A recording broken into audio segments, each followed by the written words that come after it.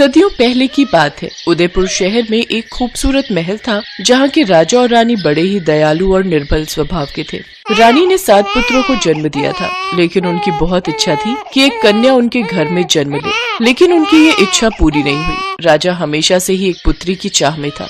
एक रोज रात को जब राजा और रानी खाना खाकर अपने महल के किनारे बनी नदी के पास टहल रहे थे, तो उन्हें उस नदी में एक टोकरी आती दिखाई दी, जिसमें एक नवजात कन्या थी। उस नवजात कन्या को राजा रानी अपने साथ महल ले आए और राजा ने ऐलान किया, आज से ये कन्या हमारी पुत्री है, हम इसे अपनी बेटी की तरह पालेंगे।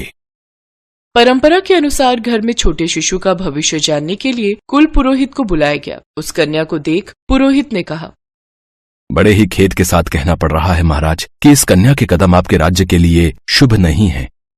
आप कहना क्या चाहते हैं पुरोहित जी? रानी साहिबा, जैसे जैसे ये कन्या बड़ी होती जाएगी वैसे वैसे ही आपके 7 लड़कों की मृत्यु भी होती जाएगी। ये तुम कैसी बातें कर रहे हो पुरोहित? एक छोटी सी कन्या के बारे में तुम ऐसे कैसे कह सकते हो? सिपाहियों, इस पुरोहित को महल से बाहर निकाल दो। राजा ने उस पुरोहित को महल से बाहर फेंकवा दिया और बेटी की चाह में पुरोहित की बातों पर ध्यान नहीं दिया। लेकिन जैसे ही वो लड़की साल भर की हुई तो उसके जन्मदिन वाले दिन ही राजा के सबसे बड़े बेटे की मृत्यु हो गई। तब राजा को उस पुरोहित की बात याद आई। उसने तुरंत ही उस पुरोहित को बुलाने भेजा, लेकिन सेनापति एक दुखद समाचार लेकर महल में पहुंचा। महाराज, 10 दिन पहले ही उस पुरोहित की मृत्यु हो गई, लेकिन सुना है उसका भाई घनश्याम दूसरे राज्य के महल में पुरोहित है। आपकी आज्ञा हो तो मैं उसे बुला लाऊं। उन्हें शीघ्र ही यहाँ लेकर हाजिर हो। घनश्याम पुरोहित सेनापति के साथ उस महल में पहुंचा। मेरे भाई की भविष्यवाणी बिल्कुल सही है। अब हमें इस बात का यकीन हो गया है, लेकिन इसका उपाय क्या है? अगर आपकी इस कन्या को आग के घेरे में बड़ा किया जाए तो आपके बेटों को इसका कोई नुकसान नहीं होगा, लेकिन इस बात का खास ध्यान रहे कि वो आग बुझनी नहीं चाहिए। पंडित के कहे अनुसार वैसा ही हुआ। उस कन्या को एक घर के अंदर रखा गया, जिसके बाहर आग का घेरा बना दिया गया। कुछ साल ऐसे ही बीत गए। अब 7 लड़कों में बचे 6 लड़के भी बड़े हो गए और राजा रानी बूढ़े होने के कारण दुनिया से चल बसे। उन 6 भाइयों में से सबसे बड़े भाई ने राजगद्दी संभाल ली। अब वक्त आ गया है कि हम अपनी बहन को उस आग के घेरे से छुटकारा दें और उसका विवाह करके उसे खुशहाल जिंदगी जीने दें। बिल्कुल सही कहा भाई आपने। चलो चलो अभी अपनी बहन के पास चलते हैं और उसे ये खुशखबरी देते हैं। सभी भाई अपनी बहन के पास पहुंचे। बहन, अब वक्त आ गया है कि तुम इस 4 दीवारी से आजाद हो जाओ। तभी उनकी बहन अंजना उनसे बोली, हाँ भैया, मैं भी दुनिया देखना चाहती हूँ। आखिर कब तक मैं इस आग के घेरे में जलती रहूंगी? अंजना को बाहर निकाला गया। उसने पहली बार नदियाँ, पहाड़, पेड़ पौधे, फूल, तितलियां देखी। वो बहुत खुश थी। तभी उसकी नजर बगुले पर पड़ी। अरे वाह, ये तो बहुत ही खूबसूरत पक्षी है। भैया, इस पक्षी का नाम क्या है? बहन, इस पक्षी का नाम बगुला है। भैया, मुझे बगुलों के राजकुमार से ही शादी करनी है। लेकिन बहन, हम उन्हें कहाँ ढूंढेंगे? वो मैं नहीं जानती। अगर मेरी बगुलों के राजकुमार से शादी नहीं हुई तो मैं किसी से शादी नहीं करूंगी। सभी भाई उसकी बात मान लेते हैं। 2 भाई राज्य संभालने के लिए महल में ही रुके, जबकि बाकी के 4 बगुलों के राजकुमार को ढूंढने जंगल की ओर निकल गए। लेकिन कई दिनों तक भटकने के बाद भी उन्हें राजकुमार कहीं नहीं मिला। तभी उनमें से एक भाई ने कहा, भैया, हमने हर तरफ देखा, लेकिन राजकुमार हमें कहीं नहीं मिला और अब तो हमारा खाना भी खत्म हो चुका है। हाँ भाई, मैं तो कहता हूँ अब वापस महल चलो, नहीं तो ऐसा ना हो कि भूख के कारण हमारे प्राण ही निकल जाएं। नहीं नहीं, अंजना की बात को हम नहीं टाल सकते। अब जब तक हमें बगुलों का राजकुमार नहीं मिल जाता, हम वापस नहीं जाएंगे।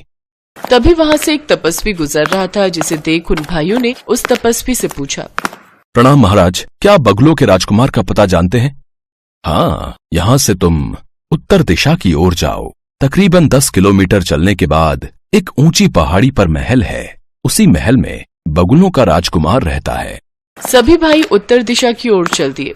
10 किलोमीटर चलने के बाद वो एक ऐसी जगह पहुंचे जहां सफेद महल, सफेद घर, सफेद मिठाइयां और यहाँ तक कि सबकी पोशाक भी सफेद रंग की थी।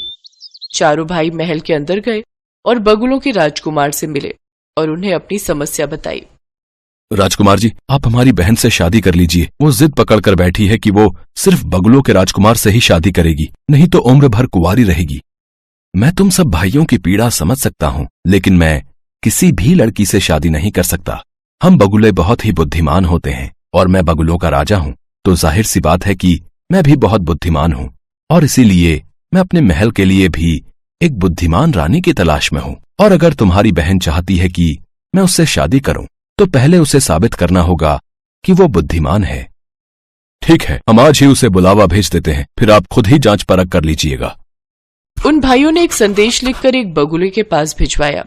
सेनापति बगुला उस संदेश को अपनी चोंच में दबाए महल पहुंचा। जब वो संदेश अंजना ने पढ़ा तो वो बेहद खुश हुई और अगले दिन सुबह ही उस महल से चलने की तैयारी करने लगी। साथ ही उसने अपने बड़े भाई से कहा, भैया मुझे एक घोड़ा, 2 दासी और कुछ सैनिक चाहिए होंगे। मैं कल सुबह ही बगुलों के राजकुमार से मिलने निकलूंगी। ठीक है, इंतजाम हो जाएगा। अगले दिन सुबह ही अंजना अपने सैनिकों और दासियों के साथ सफर पर निकली। काफी देर चलने के बाद अंजना कुछ देर विश्राम के लिए रुकी और एक पेड़ की छांव में बैठे बैठे ही उसे नींद आ गई। तभी उनमें से एक दासी जो कि बूढ़ी थी, उसने दूसरी दासी जो कि उसकी बेटी दिव्या थी उसकी तरफ देखा। सचमुच कितना अच्छा होगा अगर इस मनहूस की जगह मेरी बेटी की शादी उस राजकुमार से हो जाए। मेरी बेटी तो राजकुमारी बन जाएगी। तभी उसके दिमाग में खुराफाती आइडिया आया और उसने उन सैनिकों को लालच देकर कहा, मैं चाहती हूँ कि उस राजकुमार से मेरी बेटी दिव्या की शादी हो जाए और अगर एक बार ये वहाँ की रानी बन गई तो फिर तुम लोगों की चांदी ही चांदी है। मैं इसके राजकुमार से कहकर तुम लोगों को 2-2 किलो सोना भेंट में दिलवा दूंगी, लेकिन उससे पहले तुम्हें इस मनहूस अंजना को पहाड़ी से फेंकना होगा। देखो मौका अच्छा है, वो अभी सो रही है। लालच में आकर सैनिकों ने ऐसा ही किया। उन्होंने सो रही राजकुमारी को उठाकर पहाड़ी के नीचे फेंक दिया और दिव्या दासी को राजकुमारी के लाए हुए कपड़े और गहने पहनाकर बगुलों के महल ले गए। राजकुमार जी, मैं 7 भाइयों की इकलौती बहन हूँ और आपसे विवाह करना चाहती हूँ। ठीक है, लेकिन उससे पहले तुम्हें मेरी कुछ पहेलियों का जवाब देना होगा। वो कौन सी 3 संख्याएं हैं जिन्हें जोड़ो या गुणा करो तो परिणाम सबका एक ही निकलता है? काफी देर तक सोचने के बाद भी वो दासी जवाब नहीं दे पाई। तब राजकुमार ने गुस्से में कहा, तुम्हारे भाई तो मुझसे तुम्हारी बहुत तारीफ कर रहे थे, लेकिन तुम तो इतनी आसान पहेली का उत्तर भी नहीं दे पाई। सैनिकों, जल्द से जल्द इसके चारों भाइयों को मेरे सामने हाजिर होने को कहो। कुछ देर बाद वो चारों भाई वहाँ पहुँच गए। तुम चारों भाइयों ने मुझसे झूठ कहा कि तुम्हारी बहन बुद्धिमान है, लेकिन इसे तो साधारण सा गणित भी नहीं आता। लेकिन ये तो हमारी बहन नहीं है। अच्छा, डर के मारे फिर झूठ। सैनिकों, इन सबको कारावास में डाल दो, फिर इन्हें मृत्यु दंड दिया जाएगा। कभी वहाँ अंजना आ जाती है। रुक जाइए बगुलों के राजकुमार, इन भाइयों की असली बहन मैं हूँ। अच्छा, तो फिर तुम मेरी पहेली का जवाब देकर यह साबित करो कि वो बुद्धिमान लड़की तुम ही हो। वो कौन सी 3 संख्याएं हैं जिन्हें जोड़ो या गुणा करो तो उनका परिणाम एक ही होता है? 1, 2 और 3। वाह, बहुत खूब। लेकिन अगर तुम राजकुमारी अंजना हो तो फिर ये लड़की कौन है? ये मेरी दासी की बेटी है। इन दोनों ने मिलकर रास्ते में मुझे पहाड़ी से नीचे फेंकवा दिया, लेकिन वो तो शुक्र है ऊपर वाले का कि मैं एक पेड़ में जाकर फंस गई और एक लकड़हारे ने मुझे बचा लिया। बगुलों के राजकुमार ने दासी दिव्या, उसकी माँ और उन सैनिकों को कारावास में बंद कर दिया और राजकुमारी अंजना के साथ बड़ी धूमधाम से विवाह कर लिया।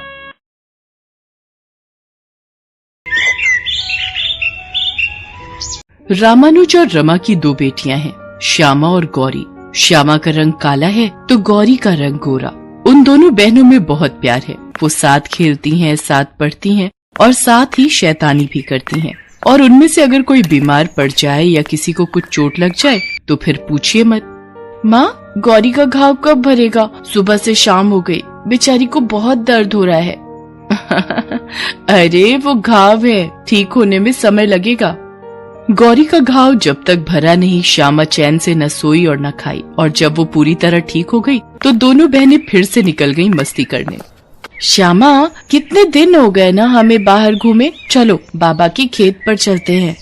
रामानुज की फसल इस साल बहुत अच्छी हुई थी, इसलिए वो बहुत खुश था और उसने इस बार अपनी दोनों बेटियों को देने के लिए चांदी का एक जैसा ही लॉकेट बनवाया था। लॉकेट में एक ढक्कन था जो खुलता था। रामानुज ने दोनों बहनों की तस्वीर भी उसमें लगवा दी थी। श्यामा और गौरी को जब उसके पिता ने ये लॉकेट दिया तो दोनों बहनें खुशी से उछल गईं। गौरी, ये लॉकेट कितना अच्छा है ना, देख इसमें हम दोनों की तस्वीरें भी हैं। हाँ श्यामा, मुझे ये लॉकेट बहुत पसंद है। एक काम करती हूँ, मैं ना अपने वाले लॉकेट में तेरी फोटो लगा लेती हूँ और तू मेरी फोटो लगा। अगर हम कभी दूर हुए तो कम से कम फोटो तो तुम्हारे साथ रहेगी। पर हम दूर क्यों होंगे? मुझे तो हमेशा तेरे साथ रहना है, तेरे बिना नहीं रहना। रामानुज और रमा दोनों बहनों के प्यार को देखते तो उनकी आंखें भर जाती थी। इन दोनों बहनों के प्यार को किसी की नजर न लगे रमा, ये हमेशा साथ साथ रहें। लेकिन होनी की किताब के किस पन्ने में क्या लिखा है ये कौन जानता है। बारिश का मौसम शुरू हो गया था और इस बार की बारिश ने पिछले कई सालों के रिकॉर्ड तोड़ दिए थे। लोगों के घरों में पानी घुस रहा था। लोग अपने अपने घरों को छोड़कर सुरक्षित स्थान पर जा रहे थे। रामानुज का परिवार भी पानी के बीच से अपने लिए सुरक्षित स्थान की तलाश में जा रहा था। श्यामा देख, तू मेरा हाथ कस के पकड़ कर रख, पानी का बहाव बहुत तेज है और तू भी मेरा हाथ जोर से थामे रख।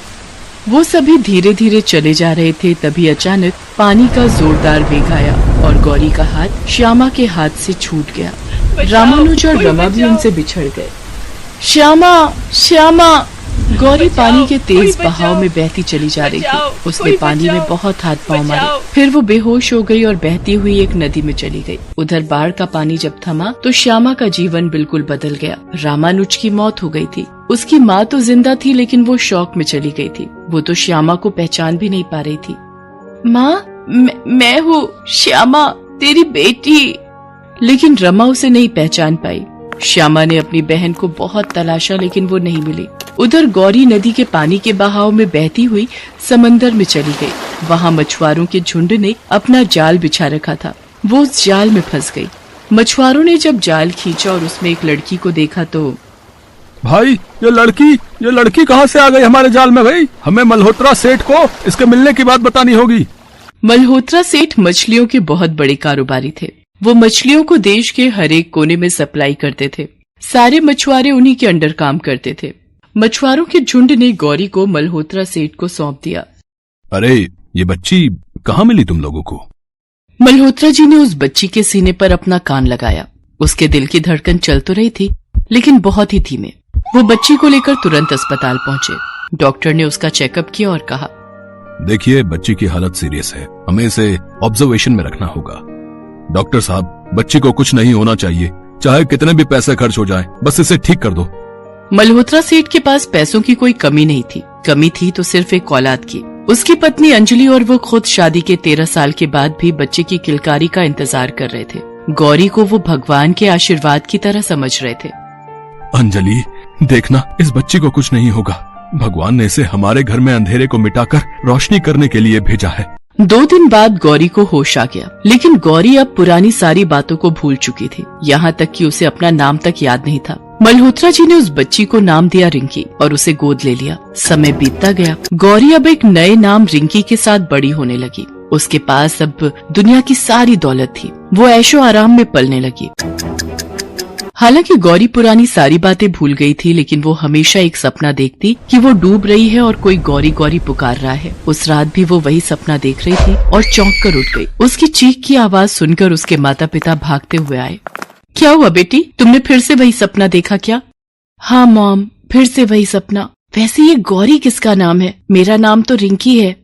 गौरी अब पहले वाली गौरी नहीं रह गई थी। पैसे ने उसे घमंडी बना दिया था। वो अपने आगे किसी को कुछ नहीं समझती थी। उधर श्यामा की माँ की हालत वैसी ही थी। उसकी याददाश्त अभी तक वापस नहीं आई थी। कुछ लोगों ने श्यामा को सलाह दी कि उनका इलाज शहर में कराए, इसलिए वो उसे लेकर शहर आ गई।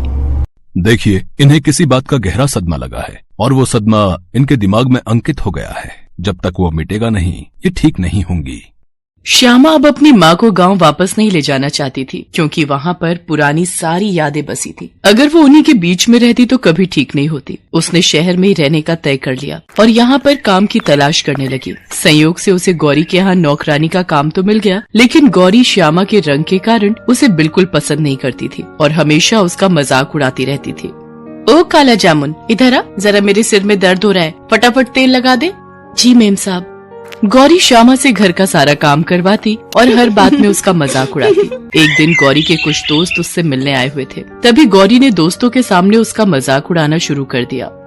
अच्छा श्यामा, एक बात बता, तू बचपन में कोयले की खान में गिर गई थी क्या? इतनी काली कैसे हो गई? ये कहकर गौरी और उसके दोस्त जोर जोर से हंसने लगे। बार बार के अपमान से श्यामा का दिल भी दुखता, लेकिन नए शहर में फिर से नई नौकरी ढूंढना इतना आसान तो नहीं था। वो अपमान का घूंट पीती और उनके घर काम करती। एक दिन की बात है, बाहर जोरों की बारिश हो रही थी, तो मल्होत्रा जी की पत्नी ने श्यामा को उस रात घर पर ही रुकने के लिए कहा। बाहर मूसलाधार बारिश हो रही थी। गौरी को जब ये पता लगा कि श्यामा वहाँ रुकी है, तो उसने उसे बुलाकर कहा, ए काला जामुन, इधर आ। सुन, एक काम कर, आज बहुत बारिश हो रही है, आज मौका है तेरे काले रंग को हटाने का। जा बारिश में जाकर भीग, मैं देखती हूँ कि तेरा काला रंग निकलता है कि नहीं। ये आप क्या कह रही हैं मालकिन? भला इस तरह से किसी का रंग कैसे निकलेगा? तुझे जो बोला वो कर, नहीं तो अपना हिसाब कर और कल से आने की जरूरत नहीं है तुझे। श्यामा मजबूर थी। वो बारिश में खड़ी होकर भीगने लगी और गौरी जोर जोर से हंसने लगी। अचानक ना जाने ऐसा क्या हुआ कि हंसते हंसते गौरी के गले का लॉकेट नीचे गिर गया। ये वही लॉकेट था जो बचपन में श्यामा और गौरी को उसके पिता ने दिया था। गौरी उस लॉकेट को उठाने लगी, तभी बारिश में भीगती श्यामा की नजर उस लॉकेट पर गई। उस लॉकेट को देख वो चौंक गई। अरे ये तो वही लॉकेट है जो बाबा ने हम दोनों बहनों को दिया था, लेकिन ये मेम साहब के पास कहाँ से आ गया? अगले दिन की बात है। श्यामा को मल्होत्रा जी से गौरी के मिलने की सारी कहानी पता लगी। वो सारा सच जानकर बहुत खुश हुई कि उसकी बहन जिंदा है। उसकी याद में न जाने उसने कितने दिन रो रो कर गुजारे थे, और आज भी हर दिन वो उसे याद जरूर करती थी। लेकिन श्यामा ये बात चाह कर भी गौरी को नहीं बता पा रही थी, क्योंकि उसे बताकर भी क्या फायदा होता। वो तो पुरानी सारी बातें भूल गई थी। हालांकि उसने अपनी माँ को जब ये बातें बताई तो उनकी तबीयत में तेजी से सुधार होने लगा। हाँ माँ, हमारी गौरी जिंदा है, मैं उसी के यहाँ काम करती हूँ। क्या कहा? क्या मेरी बेटी जिंदा है? मेरी गौरी जिंदा है? तू ले चल मुझे उसके पास। माँ, उसका कोई फायदा नहीं, क्योंकि वो हमें नहीं पहचान पाएगी। एक दिन की बात है, गौरी श्यामा का मजाक उड़ाने और उसे अपमानित करने के उद्देश्य से ही एक डिस्को में ले गई। डिस्को में उसके कई सारे दोस्त आने वाले थे। वो सभी आए। क्या बात है रिंकी, तेरी बहन को यहाँ एंट्री दे दी डिस्को वालों ने? वो क्या है ना, यहाँ स्मार्ट लोगों को एंट्री देते हैं ना। अरे यार, बड़े पापड़ बेलने पड़े। वो तो मैं इसे इसलिए ले आई क्योंकि काली चीज साथ रहेगी तो मुझे नजर नहीं लगेगी। उसकी बात सुनकर सभी हंसने लगे। बेचारी श्यामा चुपचाप खड़ी सबको देख रही थी। तभी डिस्को में आए दूसरे कुछ लड़के जो नशे में भी थे, गौरी की बात सुनकर गौरी के साथ बदतमीजी करने लगे। हाय हाय, ये तो बहुत सही गई तुमने। तुम इतनी सुंदर हो कि तुम्हें किसी की भी नजर लग सकती है? लेकिन फिकर नॉट, हम बन जाएंगे ना तुम्हारे लिए काजल। क्यों आए लोग हैं? ये कहकर उन लड़कों ने उसका हाथ पकड़ लिया और अपनी ओर खींचने लगे। अरे ये क्या कर रहे हो? छोड़ मुझे, छोड़ो। अरे ऐसे कैसे छोड़ दें? तुम्हें हमारे बिना नजर लग गई तो। ये कहकर उन बदमाश लड़कों ने जेब से चाकू भी निकाल लिया। गौरी के सारे दोस्त ये देखकर रफू चक्कर हो गए, लेकिन श्यामा को अपनी बहन के साथ हो रही बदतमीजी बिल्कुल पसंद नहीं आई और वो उन लड़कों से भिड़ गई। ओ तेरी, देख रहा है इस मेरी कौम को, हैं? बहुत शौक चढ़ा है इसे लड़ने का, है? उस लड़के ने श्यामा पर चाकू से हमला कर दिया, लेकिन श्यामा ने खुद को बचाया। तभी कुछ और लड़के श्यामा को पकड़ने के लिए आगे आए और उसमें गुत्थम गुत्था हो गए। इसी क्रम में श्यामा के गले का लॉकेट खुलकर नीचे गिर गया। गौरी की नजर जैसे ही उस लॉकेट पर गई, उसका सिर चकराने लगा और उसे सब कुछ याद आ गया। इस बीच उस लड़के ने चाकू निकालकर फिर से श्यामा पर हमला करना चाहा, तो गौरी चिल्लाकर बोली, श्यामा, श्यामा। गौरी के मुंह से अपना नाम सुनकर श्यामा को जोश आ गया। उसके बाद तो उन दोनों बहनों ने मिलकर उन शराबी लड़कों के छक्के छुड़ा दिए। इस बीच डिस्को के मालिक ने पुलिस को फोन कर दिया। पुलिस उन लड़कों को पकड़कर ले गई। श्यामा, मेरी बहन, तू आ गई, तू मेरे पास आ गई। दोनों बहनें एक दूसरे से मिलकर फूट फूट कर रोने लगे, लेकिन इस बार उनकी आंखों में खुशी के आंसू थे। हेलो दोस्तों, कैसे हैं आप सब? हमारी कहानियाँ देखने के लिए हमारे चैनल को सब्सक्राइब कीजिए और हाँ, बेल आइकॉन पर क्लिक करना मत भूलिएगा।